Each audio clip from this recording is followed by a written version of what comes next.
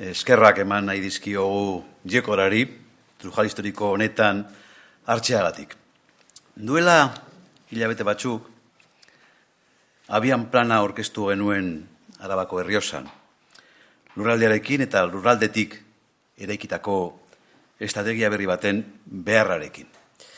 Gaur parte hartze prozesu eredugarri baten ostean, emaitzak partekatzera gatoz eta gure konpromisoa berresten dugu.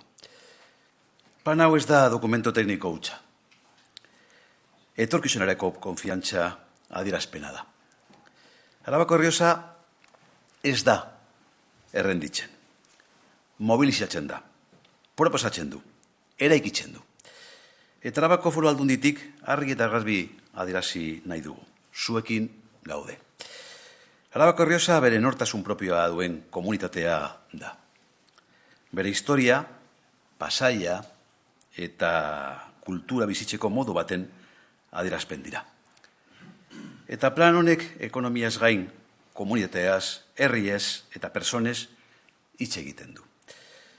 Etxe bizitza, garraioa, osasuna, haurtzaroa eta gazteria, goiko hartuzon harina, silver ekonomi eta prestakuntza estrategikoa lantzen ari gara.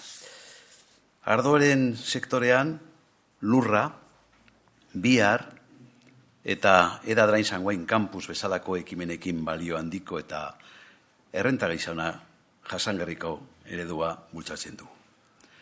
Gainera, Arabako Errioxaren marka indartu nahi dugu, bere berezitasuna eta kalitatea nabarmenduz.